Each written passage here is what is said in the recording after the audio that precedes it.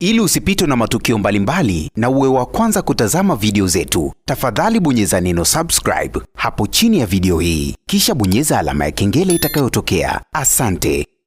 Juma Lokole siku ya leo amezungumzo kubwa sana huko kwenye mitandao ya kijamii baada tu ya kuzungumza nini ambacho kinaendelea katika ndoa ya Hamisa Mobeto pamoja na mume wake Stefano Aziz Ki. Tunafahamu wazi hawa watu hawakuwa sawa, hawa watu waligombana ugomvi mzito, ilifikia hatua Hamisa Mobeto akaweza kudai talaka zake kwa mume wake Aziz Ki, lakini Aziz alikuwa ni mwanaume msikivu, mwanaume mtulivu, hakuweza kuendeshwa na mihemko ya mwanamke wake, aliamua tu kutulia. Alimpatia talaka moja tu, zilibaki talaka mbili, na hiyo yote ni kutokana na hasira tu ambayo alikuwa nayo baada tu ya Hamisa Mobeto kuwa na kosa alafu yeye kujiona kwamba hana makosa, jambo ambalo likapelekea Aziz Ki kupata hasira kubwa sana na kumpatia talaka moja mwanadada Hamisa Mobeto. Na tuliweza kushuhudia pia, ikatuthibitishia wazi kwamba hawa watu hawapo sawa ni baada tu ya Hamisa Mobeto kushindwa kumposti mtoto wa Aziz Ki katika siku yake ya kuzaliwa, jambo ambalo sio la kawaida. Tumeshazoea Hamisa Mobeto siku zote huwa anamsupport mwanaume wake katika kila jambo.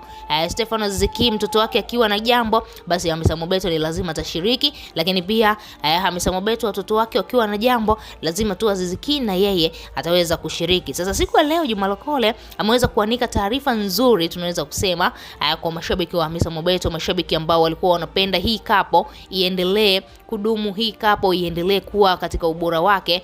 Bana, siku leo Juma Lokole ameweza kueleza na kutoa kodi za kimbea kupitia application yake Lokole app. Juma Lokole ameweza kuanika kwamba penzi la Hamisa Mobeto pamoja na Aziz Ki limerudi upya, yani hawa watu wawili kwa sasa hivi wameweza kurudiana, kwa sasa hivi wameweza kuweka sawa mambo yao. Sasa Juma Lokole anakuambia baada tu ya mzizi wa tatizo kujulikana kwamba sababu kubwa ambayo ilipelekea ugomvi wao ni Diamond Platnumz baada ya kuwasiliana na mzazi mwenzake Hamisa Mobeto Aziz Ki ya kupenda, lakini baadaye ikabidi tu waweze kuweka sawa. Na Juma Lokole anakuambia mtu ambaye amesababisha haya mambo yakawa sawa ni Zuchu. Ni baada tu ya Zuchu kuzungumza vizuri na Hamisa na kumuelewesha vizuri, basi ikapelekea Hamisa Mobeto akaweza kuzungumza na mwanaume wake Aziz Ki kumuelezea mwanzo mwisho nini ambacho kilikuwa kinaendelea, kwamba yeye alizungumza na Diamond kwa ajili tu ya mtoto wao Dylan, kwa ajili tu ya hatima ya mtoto wao, kwa sababu hata kama Diamond Platnumz hapo nyuma